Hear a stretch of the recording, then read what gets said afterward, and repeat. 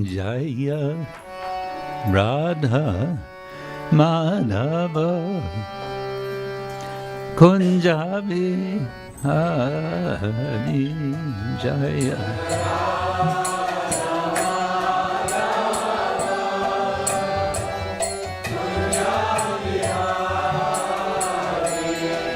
Jaya Radha Madhava Kunjabi Hari Jaya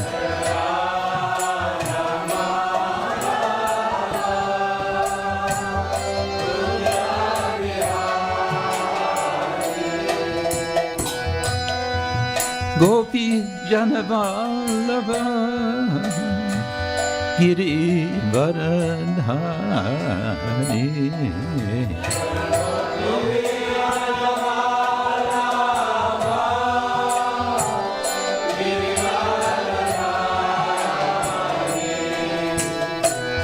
Gopi Janavallabha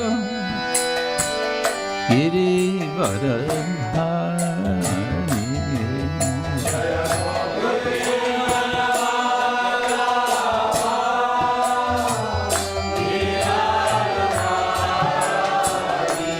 Yashodanandana Rajajanaranjana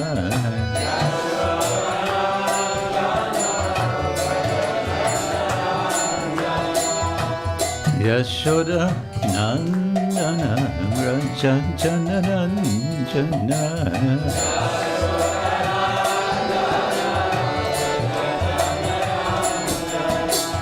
Yamunatira Vanachari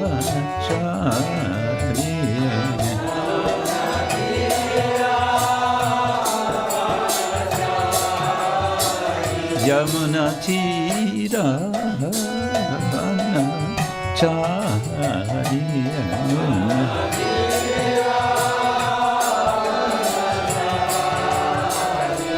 Jaya Radha Madhava Kunjabi Hari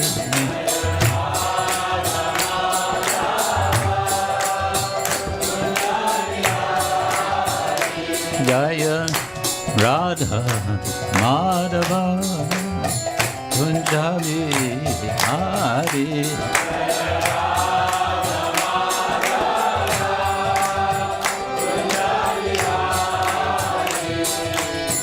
Gopi Janavallabha Giri Varadhari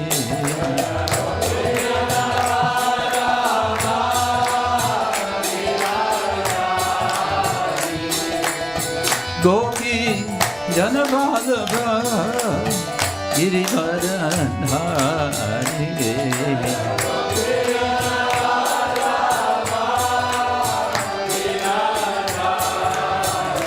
Yashodanandana Rajajanaranjana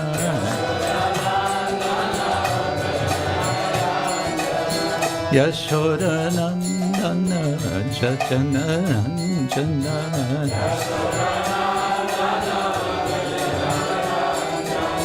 Yashodanandana Rajajanaranjana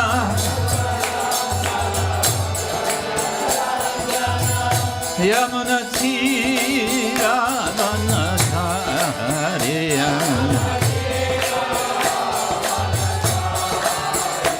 Yamunatira Vanachari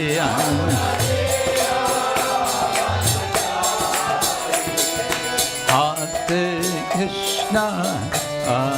Krishna Krishna Krishna Hare Hare Hare Rama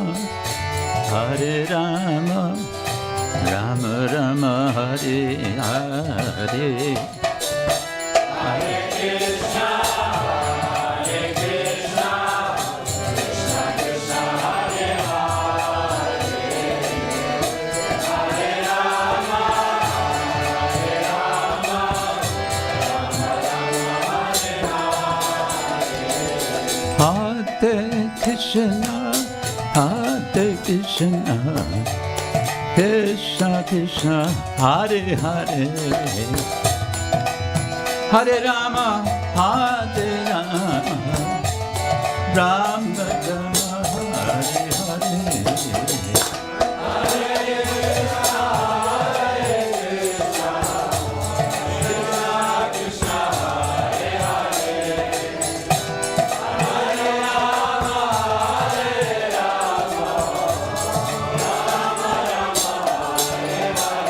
Hare Krishna, Krishna Krishna, Hare Hare, Hare Rama, Rama Rama, Hare Hare.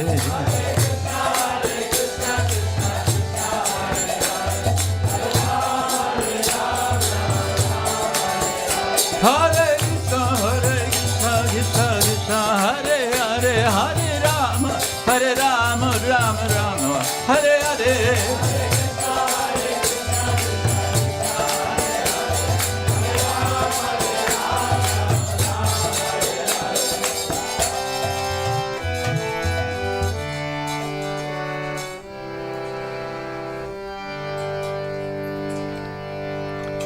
Om Ajnana-timirandasya Jnananjana Shalakaya Chakshurunmilitam Yena Tasmai Shri Gurave Namaha Shri Chaitanya Manobishtam Stapitam Yena Bhutale Swayam Rupa Kadamahyam Dadati Swaparantikam Vandeham Shri Guru Shri Yuta Parakamalam Shri Gurun Vaishnavanscha Shri Rupam Sagrajatam Sahagana Raghunatam Vidam Tang Sajivam Sadvaitam Savadutam Parijana Sahitam Krishna Chaitanya Devam Shri Radha Krishna Padam Sahagana Lalita Shri Vishakhanvitanscha Nama Om Vishnupadaya Krishna Prasthaya Bhutale Srimate Bhaktivedanta Swami Niti Namine Namaste Saraswati Deve Gauravani Pracharine Nirvishesha Shunyavadi Paschachadesha Tarine Vanchakalpatarubhyascha Kripa Sindhubhya Evacha Patitan Pavanebhyo Vaishnavebhyo Namo Namah He Krishna Karuna Sindhu Dinabandho Jagatpate Gopesha Gopika Kanta Radha Kanta Namosute Tapta Kanchana Gaurangi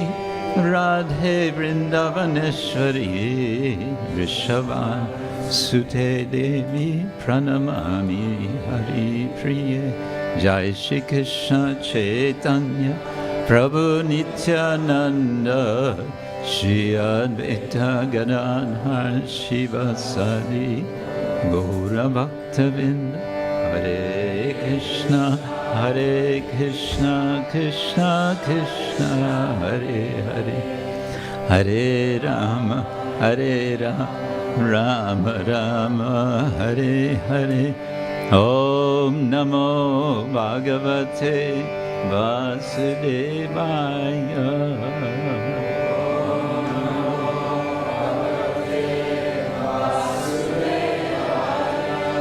Om Namo Bhagavate Vasudevaya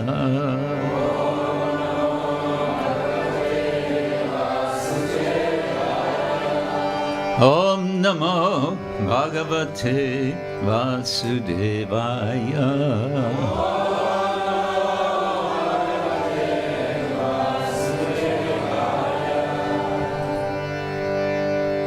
Grantaraj Srimad-bhagavatam ki jai.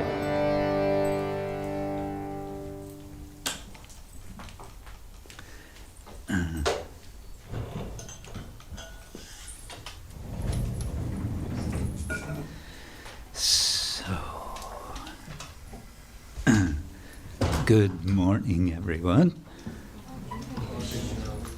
Hare Krishna. That too.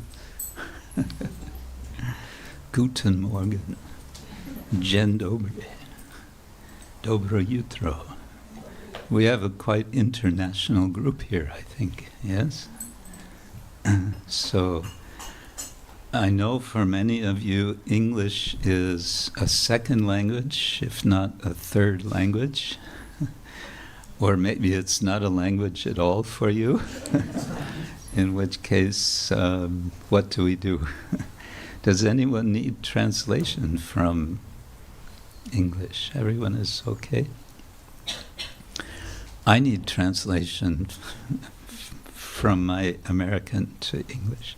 Anyway, good. Today we're reading from Srimad-bhagavatam, fortunate as we are. And we're reading from the 5th canto, and this is chapter 1, the activities of Maharaj Priyavrata. And these have been, you could say, introductory verses leading up to description of his activities. And what we have today is just sort of a conclusion to the introduction, in which the king, Priyavrata, one whose vow is dear, Priyavrata, has been persuaded by his grandfather to take up duties as king. What we have today, although it looks like it's written as a verse there, is not a verse.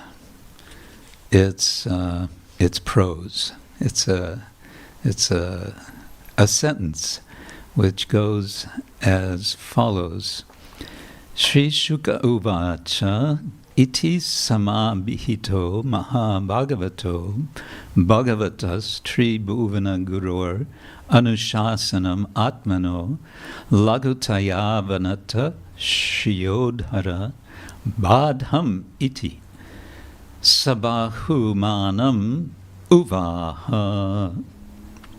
So I think instead of trying to make it into a verse, we can just go through the word for word. Śrī-śuka uvāca. Śrī Śukadeva Gosvāmī said, iti, thus, samabhihito, completely instructed, mahā-bhāgavato, the great devotee, bhagavataḥ, of the most powerful Lord Brahmā, tri-bhuvana, of the three worlds, guroḥ, the spiritual master, actually of the spiritual master, anuśāsanam, the order, ātmano, of himself, laghutayāvanata, because of inferiority, avanata, bowed down. Bow down, mister. You don't know that song? Yeah. You're already after that generation. Śirodharo, his head. Bāḍham, yes, sir. Iti, thus. Sabahu-mānam, with great respect. Uvāha, carried out. Translation and purport by His Divine Grace, A.C. Bhaktivedanta Swami, Srila Prabhupada. Translation, Śrī Śukadeva Gosvāmī continued. After thus being fully instructed by Lord Brahma, who is the spiritual master of the three worlds, Priyavrata, his own position being inferior, offered obeisances, accepted the order, and carried it out with great respect. Purport. Sri Priyavrata was the grandson of Lord Brahma. Therefore, according to social etiquette, his position was inferior. It is the duty of the inferior to carry out the order of the superior with great respect. Priyavrata, therefore, immediately said, "Yes, sir, I shall carry out your order." Priyavrata is described as a mahā-bhāgavato, a great devotee. The duty of a great devotee is to carry out the order of the spiritual master, or the spiritual master of the spiritual master in the parampara system. As described in Bhagavad Gita 4:2, Evang parampara praptam ... How does the verse go? Evam parampara praptam.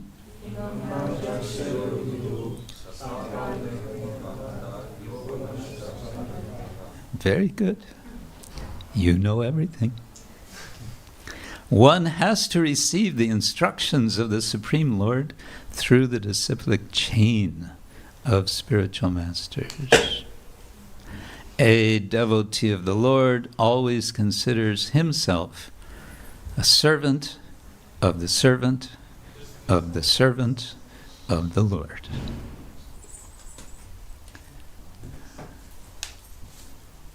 Are we closing the door? Yeah. So ends Srila Prabhupada's purport to this sentence, iti samabhihito mahā-bhāgavato bhagavatas tri-bhuvana-guror anuśāsanam ātmano laghutayāvanata-śirodharo bāḍham iti sabahu-mānam uvāha. Śrī Śukadeva Gosvāmī continued, after thus being fully instructed by Lord Brahma, who is the spiritual master of the three worlds, Priyavrata, his own position being inferior, offered obeisances, accepted the order, and carried it out with great respect. Very nice. This. I just wanted to see if the permission there were rolls and sweet balls. Rolling sweet balls is permitted.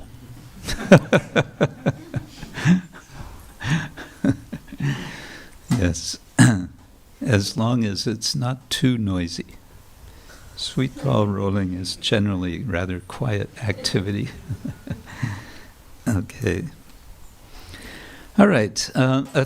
As I said, this is kind of concluding the introduction to this chapter, and it's quite clear what's happening. Maharaj Priyavrata has been convinced. He's saying, bāḍham, yes, sir. He's taking the order. He's offering obeisance. Bow down, mister. And he is going to now perform that duty of being a king, although he wanted to head for the hills. He wanted to go to the forest. He wanted to give everything up. His grandfather said, no, we have a job for you, and it's important. You have to, and you're the one. You're the one to do it. So, and he gives many reasons, and he gives reassurances. And the big reassurance is, you're not going to get entangled. You'll be okay. Even though you'll be so involved in so many duties, including householder life, you'll be okay. Why? You'll be okay because you will take shelter of the Supreme Lord. You will be protected as, how did the verse go? Lord Brahma continued, my dear Priyavrata, seek shelter inside the opening in the lotus of the feet of the Lord. Interesting expression. Whose navel is also like a lotus. Thus conquer the 6 sense organs, accept material enjoyment because the Lord, extraordinarily, has ordered you to do this. You will thus always be liberated from material association and be able to carry out the Lord's orders in your constitutional position. So he's being empowered to take this service. What I thought we could explore, in relation to this, is the notion of authority. The word authority is sometimes, well, I won't say. It carries a lot of connotations for us. Some may be more positive, some may be more negative. But I'd like to kind of first hear from you. What's the first thought that comes to mind when you hear the word authority? Control, okay. I don't like it. Yes, anything else? Hierarchy, yes. Qualified, okay, that's interesting, yes. To be respected, yes, we got this idea in this verse. Person carries wisdom, we hope. Losing freedom. Losing freedom. Oh, ouch. Yes. A lot of different connotations we have, and perhaps in the present age, in the modern time, it's not a favorite word for a lot of us. And yet what we find in the Bhagavatam, we find all over Shastra, there's a lot of emphasis on authority, and of course, ultimately on supreme authority. And that idea of supreme authority, that really shakes a lot of people, and they say, no thank you. Count me out. Why? Because I want to be the supreme authority. Ishvaroham, aham bogi, siddhoham, balavan sukhi. Krishna imitates the person who is thinking like this.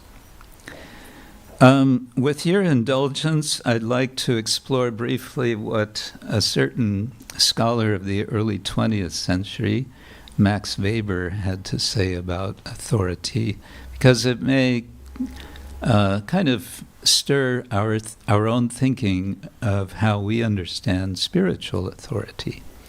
Max Weber, sometimes he's been called the founder acharya of the study of sociology, but he identified 3 sorts of authority. First of all, do you want to hear what they are? No? Yes, okay. One is legal, rational authority. That's what we encounter in relation to the state for the most part, or at least theoretically. It has to do with bureaucracy, it has to do with rules and laws. It's the kind of authority that is encountered when one has to pay taxes, and the kind of authority when we just go outside the house and walk down the street or drive a car. This is all to do with legal, rational authority. Now, an interesting thing to consider, and this is just an aside, is let us hope that this would never happen, but imagine that there would suddenly be a fire here in this house. Then suddenly the authority of our institution here would be set aside, and the authority would immediately go to the fire brigade, right? The chief fireman would come in and said, "Get out of here and go there and stop this and close that," and he would be ordering us, and we would be very obedient, right? Because suddenly in this situation, that person would be authority. Okay, the second type of authority that Weber identifies, he just calls traditional.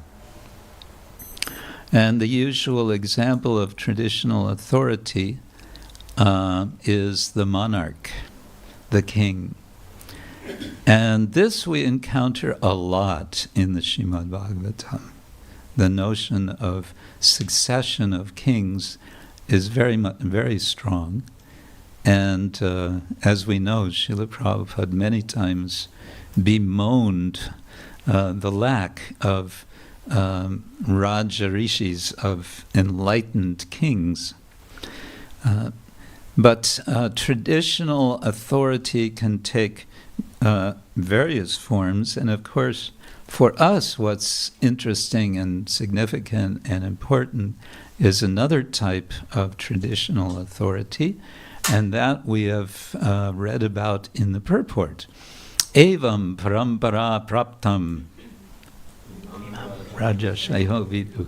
Yes, so this is also a sort of traditional authority, one which passes from teacher to student, from guru to disciple. There's also, and I encountered this when I was studying the Radharaman temple in Vrindavan for some months. I lived almost next door, and I was going every day and getting to know the priests. This is traditional authority. If one is not born into a family of Radharaman priests, and if one is born into a family but is not male, one will not be permitted to do service on the altar of Radharaman. That's just the rule. That's how it's been for the last 480 years, and they don't have any plans to change that. And now a little footnote, to keep you awake. I met one of the young Radharaman Goswamis, and he introduced me to his American wife. And I was surprised, and I asked the young Goswami, "This is not a problem in your community?" And he said, "No, no, it's not a problem." But I inquired a little further from others, and they said, well, it's not a problem for him. But it's a problem for his children. If he has children, they will not be allowed on the altar. And okay, that's the tradition. That's how they do things. The third type of authority that Weber speaks about, he calls charismatic authority. You know this word, charisma? Charismatic? Some are saying yes, some are looking like, I don't know, but I'm not going to say. What means charismatic? Anybody? I kind of know what it means, but don't ask me. Right? Maharaj, what is charismatic? It's something from one one's personality which inspires or awakens something within someone else? Okay, it's personality, attractive personality, the power of attractive personality. But it can also mean being in a position which defies or ignores the other kinds of authority. Can be so powerful that people say, well, legal authority and traditional authority, actually we don't need it because we have now this authority. And it's this category which often is the category of authority which is founding religious traditions. Historians of religion will point out, okay, Jesus was a charismatic person, and he was, or even Gautama Buddha was a charismatic person, and he founded a religion. Okay, so what, you will say. Now, authority is distinguished from one side from coercion meaning force, or just plain power, and it's also distinguished from leadership and from persuasion and from influence. Now this is interesting because we've just been reading about persuasion, where Lord Brahma persuades Priyavrata to become the king. But here a distinction is being made, and what is the core of the distinction? The point is legitimacy. The authority is granted legitimacy. By whom? That is the question. Who gives legitimacy? It's always someone, or it's a group, or it's different groups in different contexts who are granting legitimacy. But legitimacy has to be acknowledged by relevant persons, by persons who are agreeing to follow the direction, the order of this authority, to abide by them. Okay, next thing now, I think we can take a next step from this, keeping these ideas in mind. We are familiar with the idea of shastric authority, right? And we may want to say this is part of traditional authority, and we understand Shastra is very important. We say, we may or may not spend much time with Shastra, but here we are, we're attending to Shastra, to Srimad-bhagavatam as we speak here, all of us together, and that's a wonderful thing. But different people give legitimacy to different kinds of Shastra, and we might think about this in terms of people's commitments. And if we kind of step further back, we could look at how Krishna says in the Gita that everyone has faith invested in different modes of nature. Shraddha mayo ayam purusha yo yat shraddha sa eva sa. Everybody, even the card-carrying new atheist is not only having faith, but is full of faith. Shraddha maya means constituted of faith. Everyone has faith, but where is it invested? And among all who have faith, those who are, let's say, more in the mode of goodness, or moving from the mode of goodness to transcendence, Srila Prabhupada sometimes would refer to karmis as transcendentalists. And this might wake you up a little bit because you always thought karmis are all those foolish non-devotees. But he explained a real karmi. You may never have met a real karmi. A hardcore karmi is one who follows Shastra very carefully in order to know what karma to do at what time and which time of the day and which day of the month and so on. They'll be very meticulous in this.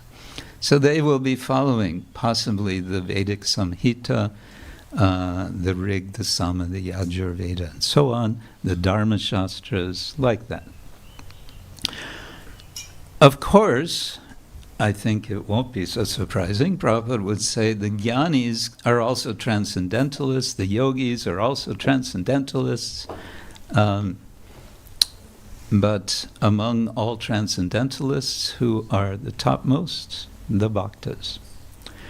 Each of them have their shastras, and the devotees have as their primary shastra, guess what? Srimad-bhagavatam.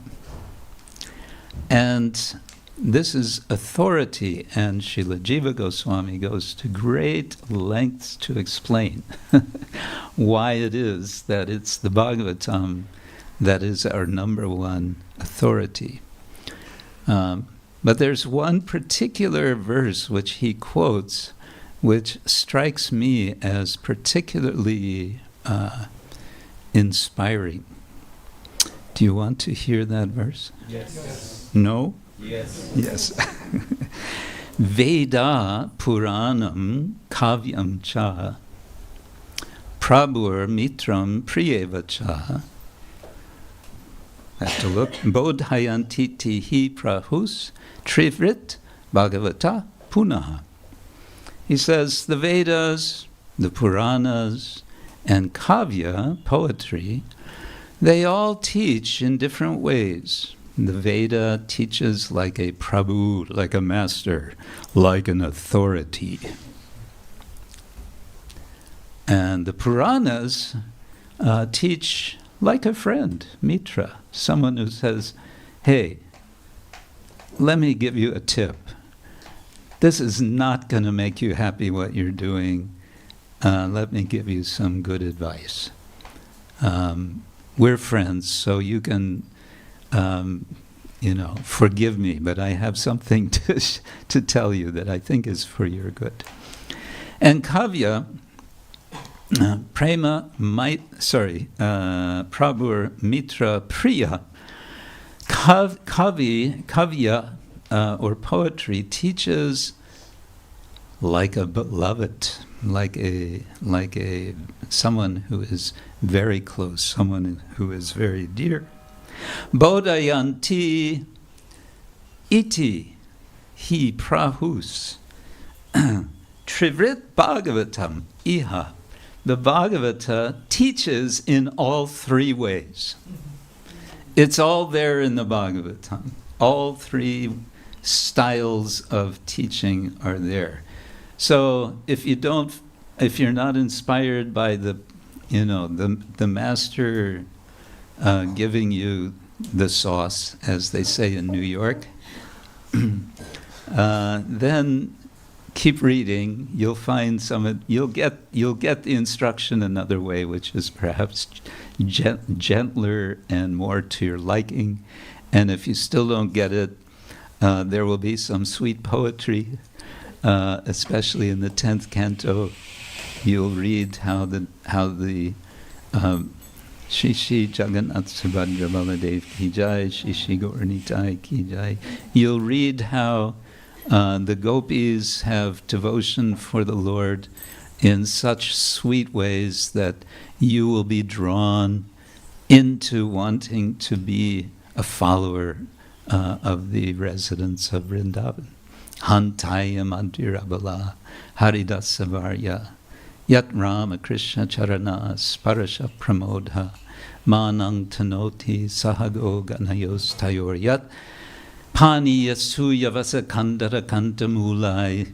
The gopis, one particular gopi is saying, "Oh, Govardhan, just see how wonderful." Hanta, she says. Hanta has a double meaning, the acharyas explain. It can mean, "Oh, how wonderful," or it can also mean, "Hanta."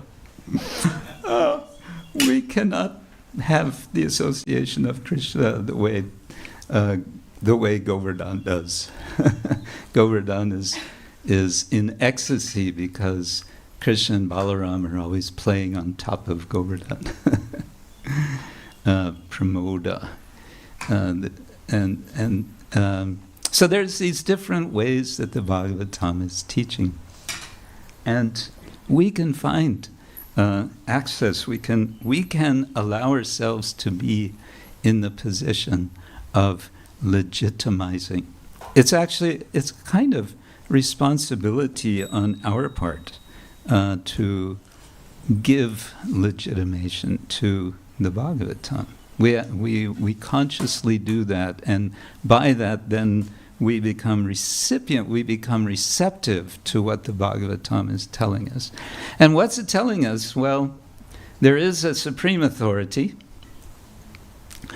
As the Bhagavad Gita, as Krishna himself tells us, he says in so many ways, Aham sarvasya prabhavo matta sarvam pravartate.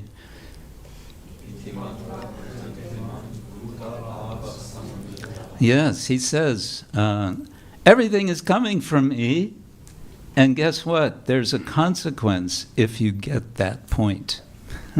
Iti matva, if you get this, Buddha bhava samanvita, you're going to worship me with all your heart. And how is that going to look? Then he explains in the next verse, you all know it, Matchita, Matgata Prana, Bodhayanta, Parasparam, Tushyanticha, Ramanticha. He tells you what you will do as a result of recognizing the supreme authority, the fact that the Lord is giving everything, by thinking about him. By making him your life. Matgata prana, making your life gone to him, literally. And you'll talk about him. You'll get others to talk about him. Katayantaschamang nityam, and you'll do it not just once a week, you'll do it every day. Katayantaschamang. And what's going to be the nice result of that? Tushyanti, you're going to feel good about it. You'll actually feel happy. You'll feel satisfied. Tushyanti cha, ramati cha. And then, what does Krishna say in the next verse? Tesham satatayuktanam purvakam.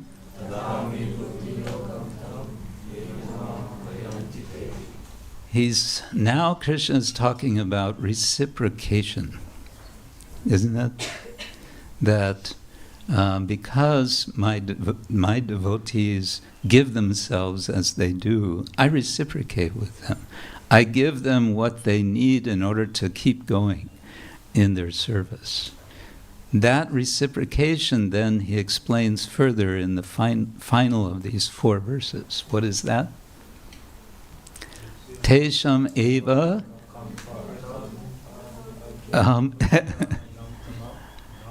nashayam yatma bhavasto jnana dipena bhasvata. We're getting less and less devotees being able to quote the verse. It's time to do some verse learning, verse memorization. Yeah, then Krishna says he has compassion. Anukampa. Kampa means shaking. Anukampa means ongoing shaking. And it comes to mean compassion, a feeling with someone. tesham eva anukampartam aham agyanajam tama nashayami. I cause to be destroyed this ignorance, which if there's any ignorance remaining in the heart, Krishna says, I'll get rid of it for you. Right? So we, devotees, start to think, maybe he is the authority.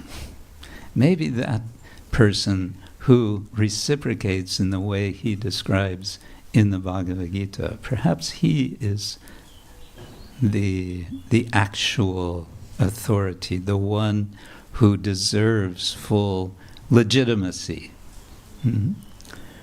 That is the thinking process by which the devotees come to this conclusion. And then we come to this conclusion further, how? By observing, by hearing about how the Lord appears in, as Prabhupada would say, within the memory of us all. Only 500 and so many years ago.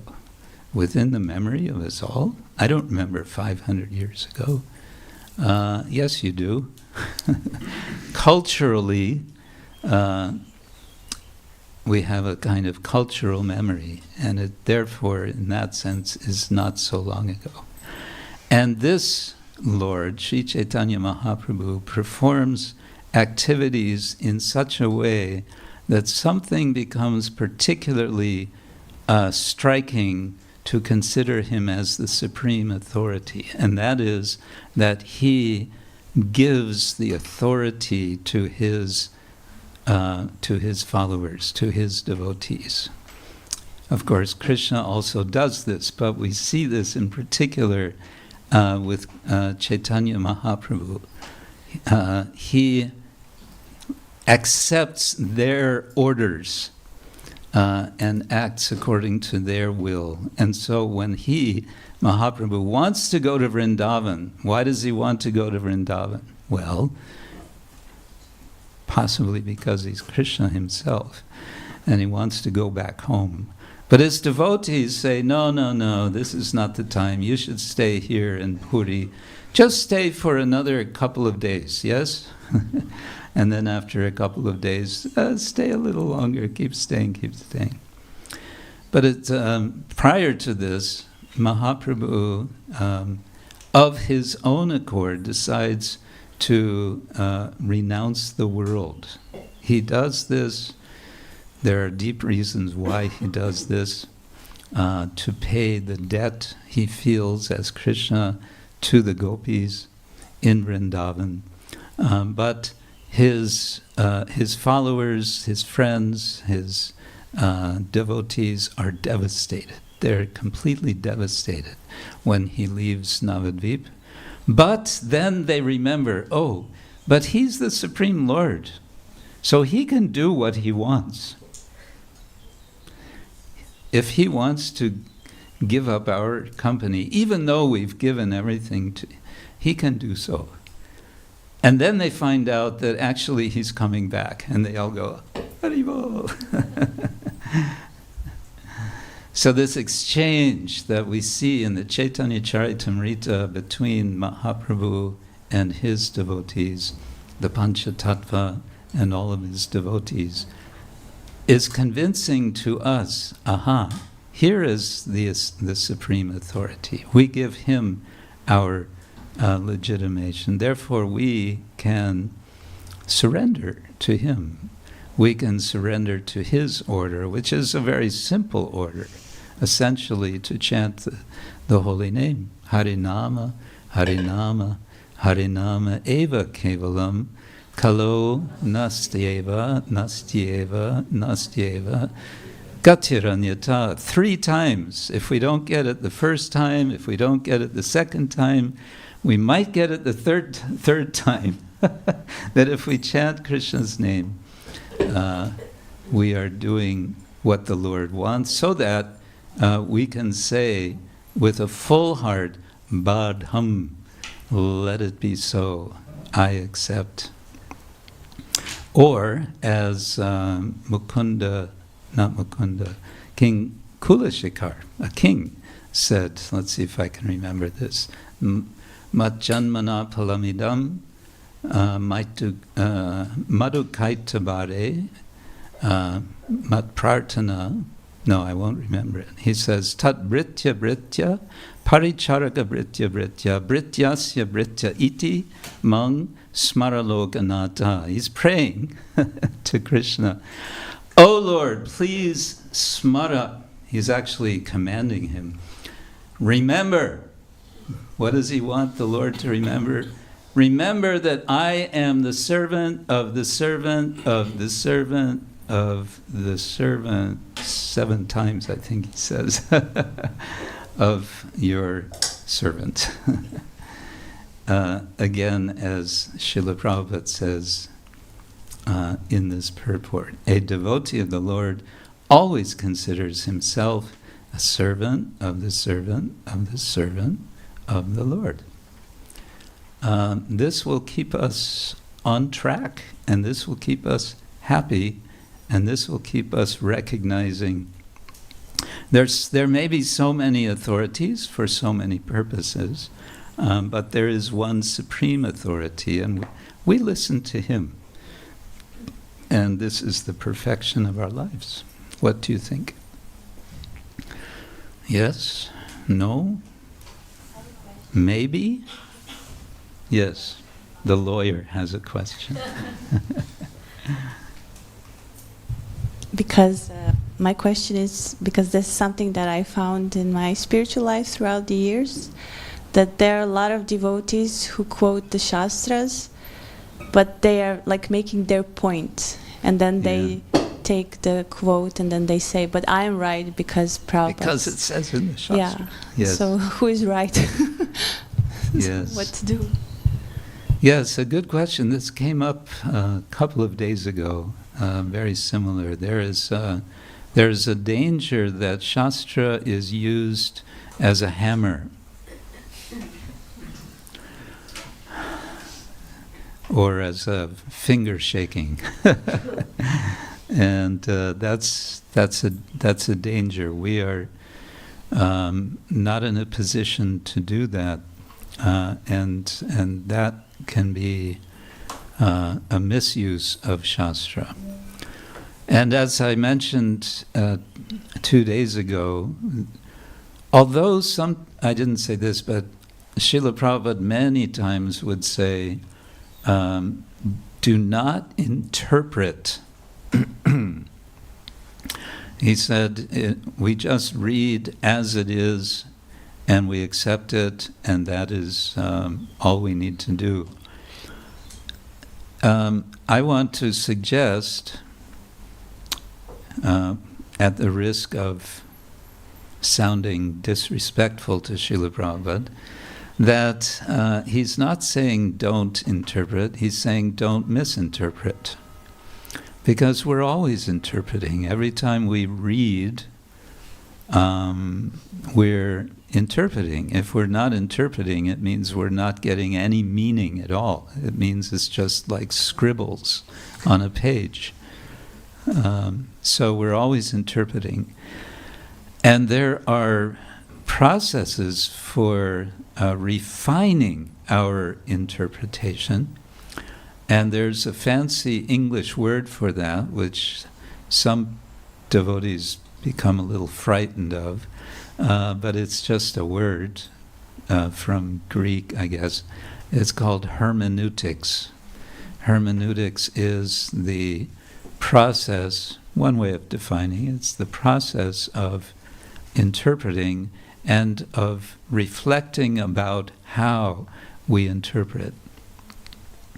And as you say, unfortunately, and we could say this is why the warning is also there traditionally in our tradition, but more specifically in the Karma-kandiya tradition, that Shastra is not to be made available, meaning the Shruti is not to be made available to the lower classes, those who are not qualified, because they will misunderstand. There's a lot of very strong restrictions, even in that understanding. One who is not born in a dvija family is not permitted to chant the bija syllable Om. We chant every day, Om Namo Bhagavate Vasudevaya. This is forbidden for us, actually. No. So there's a process, and there's, in recent years, been developed a course for learning our tradition of hermeneutics. And it's a very rich course. It's a very rich tradition. And just to keep it very short, it's based on the Dasamula principle, which Srila Bhaktivinoda Thakur articulated, that there are 10 essential principles of Vaishnava philosophy. He boils it down to 10 principles. Then that becomes expanded. And then there are ways of weighting different statements, because there seem to be contradictory statements. How do we know?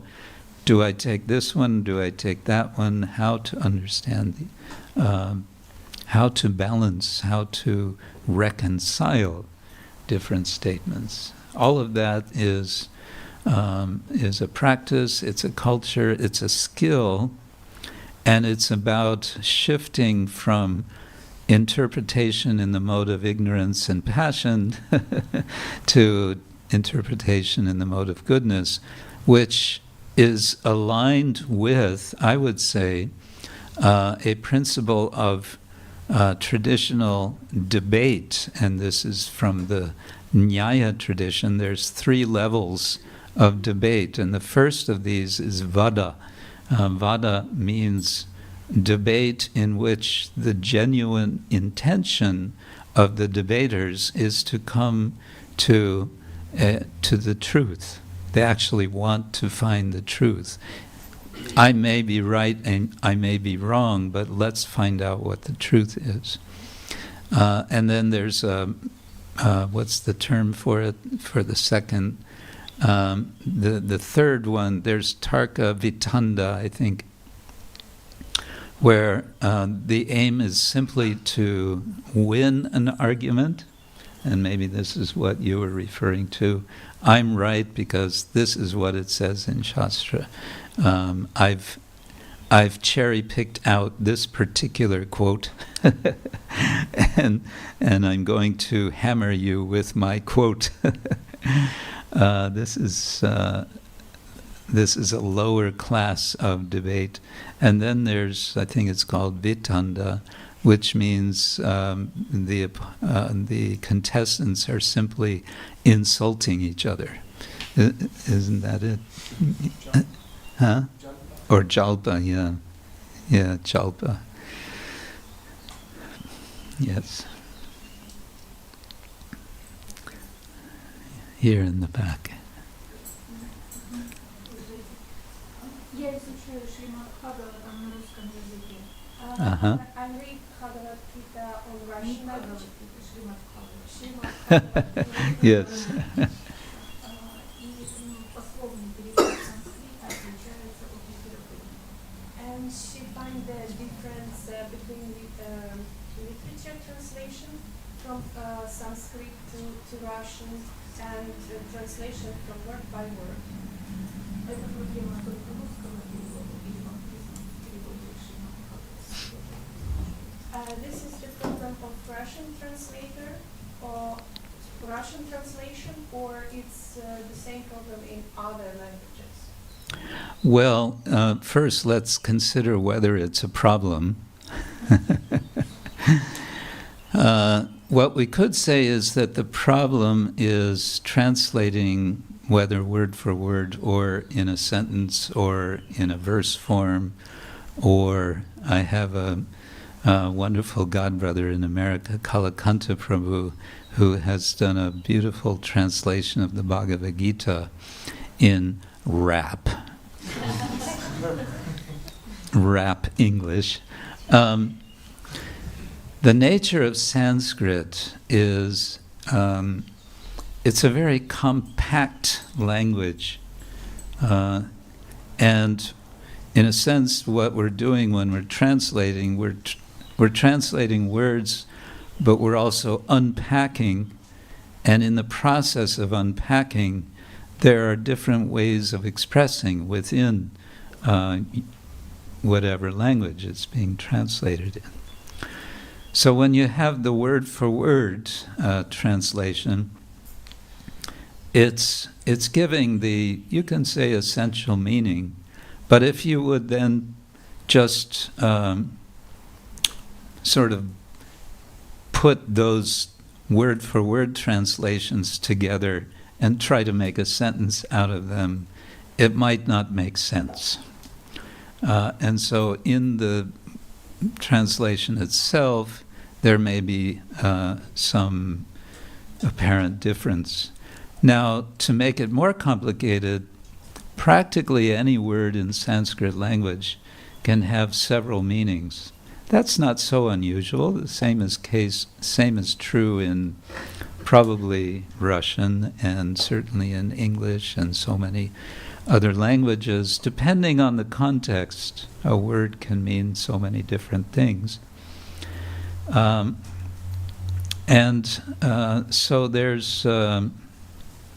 there's some distinction sometimes made, and what I suggest is when you read, this word is translated in a different way in the word for word than in the translation, rather than becoming suspicious, what's going on here? And has the Russian translator cheated us in some way? Rather, you can think, that's interesting, that this same word can be taken this way, or it can also be taken this other way, because that's very often the case. And Srila Prabhupada would do that in his word for word and then his translation. Sometimes he would kind of shift the meaning to perhaps give a different shade of meaning. Does that make sense? Okay. Yes. Microphone, traveling program. Traveling microphones, please. Thank you much. In this verse we heard how... Which is not a verse, yeah. Sorry, in this process. We're hearing how Priyavrata, he accepts the order of Lord Brahma, and we hear he's a mahā-bhāgavato. That's the word used. And when I hear mahā-bhāgavato, I understand it's a completely perfect being. And just few verses before, at least that's how I understood it, he was disobedient to the same order from when Swayambhuv Manu was asking him. So how can we understand that he's a mahā-bhāgavato, but that initially he was disobedient?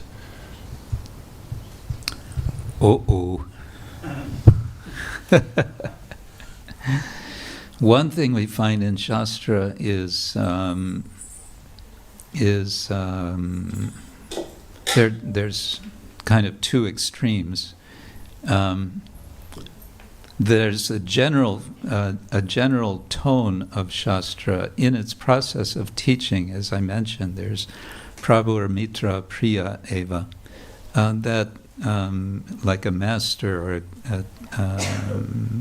master, a teacher, a king, or like a friend or like a lover is teaching. And for this purpose, Shastra may use various rhetorical means.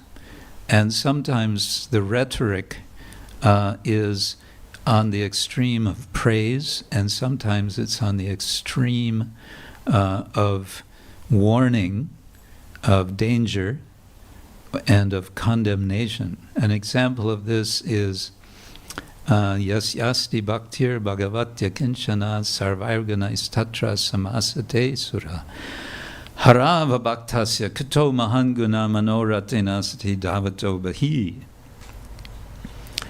You all know this verse.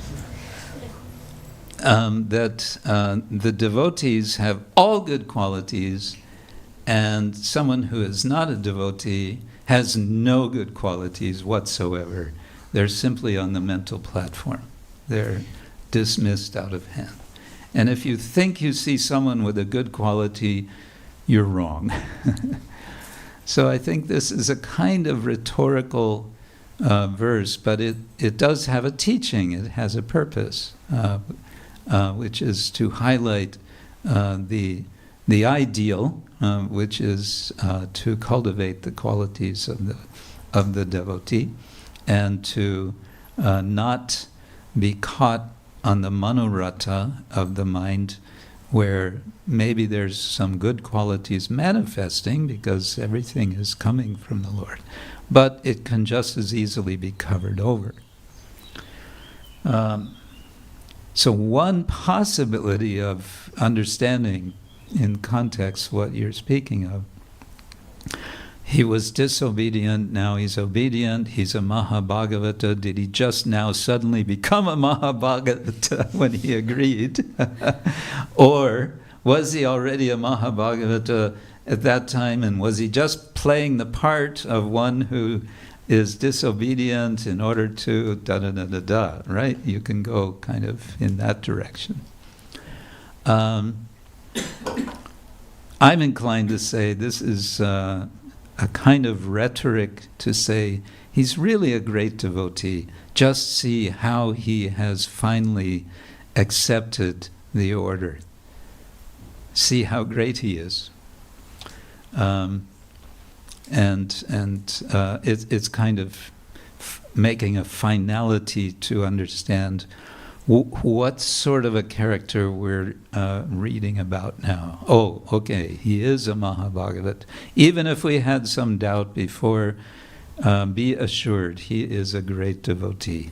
And if you're doubtful because of his disobedience before, no, you don't have to doubt, because now he's being obedient because he listened to Granddad. Does that make sense? Yes. Mm-hmm.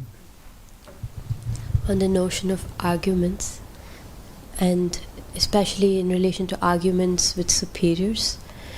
And I remember in this hermeneutics course, I think it was Hari Parsha Prabhu who was doing this lesson on Vada. And, Yes. and then he gave an example which really stayed with me from the Shastra, how this argument between the spiritual master and the disciple is samvada. That's what he said. It's what? The argument between the spiritual master and the disciple, that is samvada, that's even Samvada. superior. It's a conversation. Mm-hmm. Yeah. And then I was thinking that Prabhupada often mentioned, I also remember Guru Maharaj said that when you're before the spiritual master, you're a fool. Mm-hmm. So where does this question of argumentation come in? Because even here we see there is some sense of argumentation. Ah, interesting. I think it's very much a matter of just what the relationship is with the Guru. If it's strong, then the Guru will encourage from the disciple disagreement.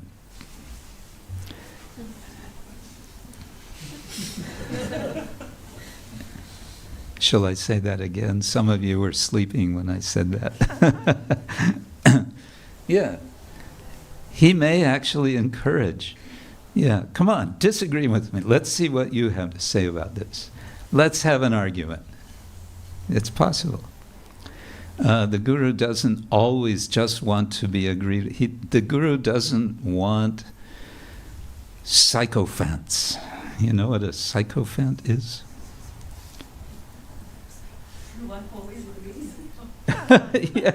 yeah, one is, yes, Maharaj, yes, Maharaj, yes, Maharaj, bāḍham, bāḍham, bāḍham. But inside maybe something else entirely going on, right? Yes, sir, no, sir, yes, sir, maybe. Yeah. One of my godbrothers was telling me he had a relationship with Srila Prabhupada where he could joke with Prabhupada in such a way as to make fun of Srila Prabhupada. And Prabhupada liked it. So I think it's very personal. It's a matter of, the relationship. When that relationship is strong enough, then there can be, because it's samvada. Samvada means actually dialogue. It doesn't mean argument in the negative sense of debate. It means dialogue. It's complete vada. Vada is debate for getting to the truth. Samvada is comprehensively getting to the truth. Yeah.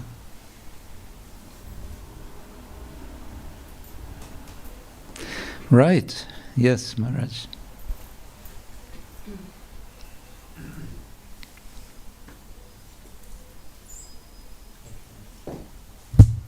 Thank you, Maharaj. Just on Damodar Prasad Prabhu's point, just two things came to my mind.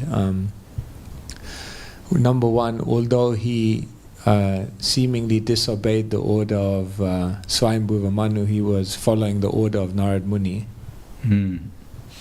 So, I mean, you can't you can't say he was disobedient because Narad Muni had told him that you should. So the plot thickens.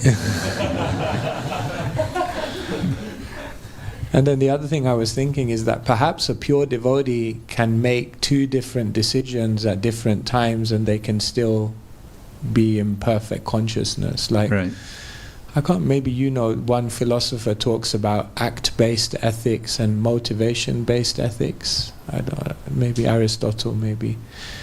And says that something is ethical not because of the act, but because of the motivation behind it. That's what makes it right.